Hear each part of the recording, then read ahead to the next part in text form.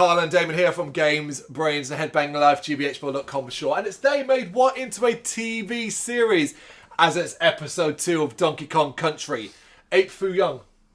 Alright, because of the time this came out, and without reading up, I saw that title and went, oh please don't be racist. Yep. Don't be racist. Like, it felt like that. It felt like it was a mockery title of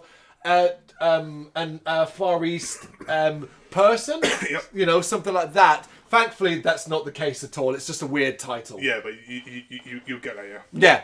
It's written again by Nadine van der Velde. She's going to write the first few episodes of this. Which is always good, because then the writer Consistency. feel for it, yeah. Yeah, absolutely. Whereas, go back and check episode 1. It's got a bit more detail about the show overall. We're not going to be doing that now because episode 1 falls to episode 2 and so on. The same with the voice actors. We're not going to keep repeating who voiced them. Yeah, of course. Check out episode 1 for all that detail and so on. But as new characters come in, we'll mention it there. But what I want to talk about episode 1 briefly is where we thought it was a good introductory episode and for the most part was quite fun to watch. I did not like this one. Yes. There's something really irritating about it, and it should be self-explanatory once you kind of read the synopsis for it. Yeah. We begin with Cranky playing his organ and rocking out with the first song Cranky's Gonna Show Ya. And I was like, really? Are we going to open it every episode with Cranky singing a song? He has not got a great singing voice. Nope. No, sir.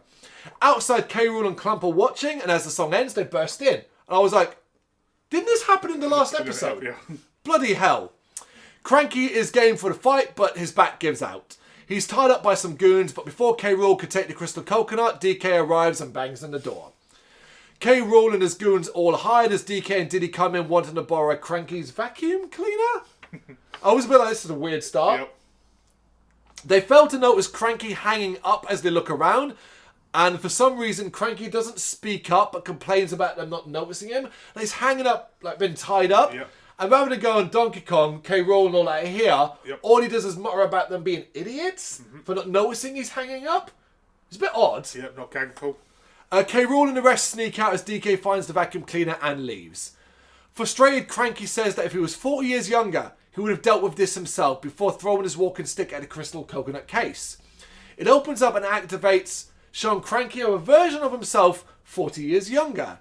His younger self teases Cranky and suggests that he lost his sense of humour. This gives Cranky the idea of cooking up a potion to make himself smile and laugh, which will help him make him feel younger. Cranky makes a potion and drinks it, transforming into his younger self.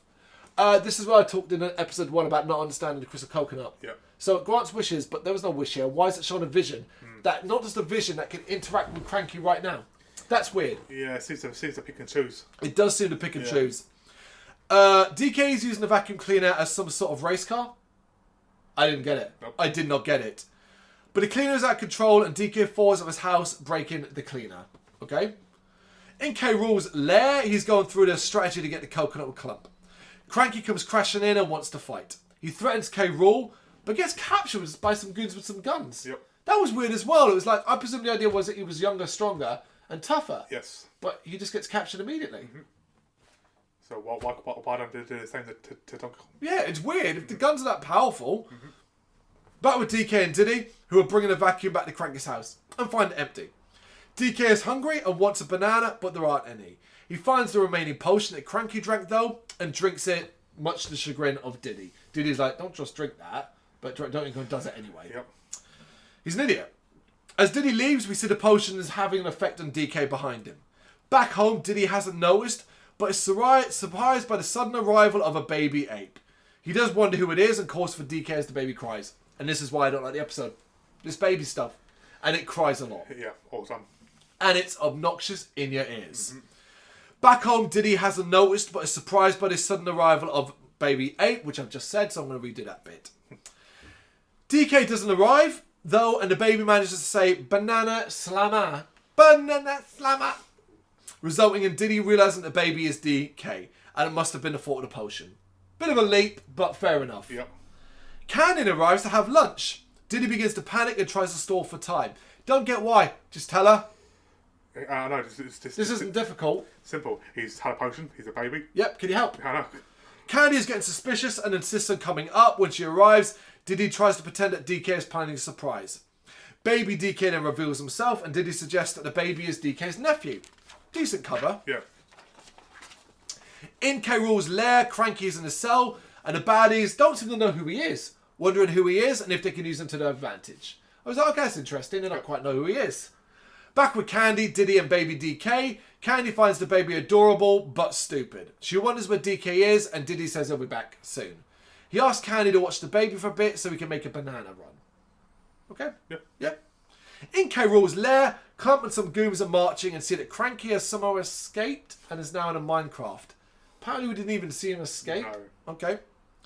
They attempt to ram him with their own, during which Cranky then transforms back into his older self and is captured again. So the potion has a limited time. Yep. So that we kind of know what the resolution is there. Yep.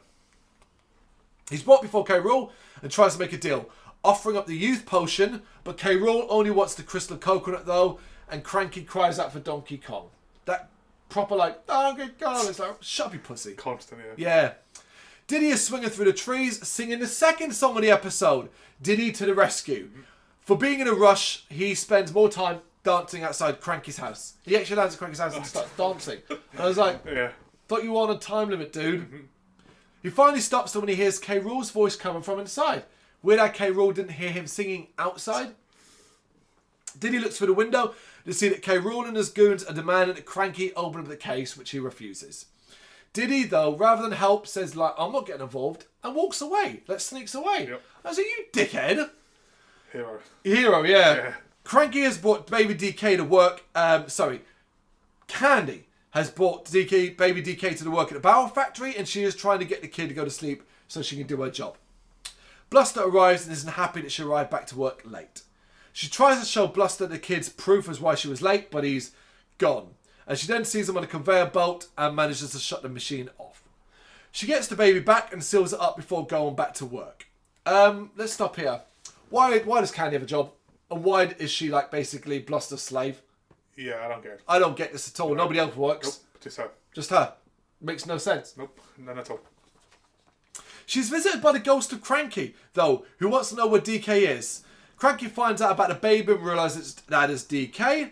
Baby DK gets up, Cranky leaves, and the baby starts to mess around with the machine before running off. Diddy arrives and wants the baby. The pair try to find the kid amongst the barrels. What's with the hologram Cranky? I have absolutely no. Also, how was he able to do it? Didn't King K. Rool stop him?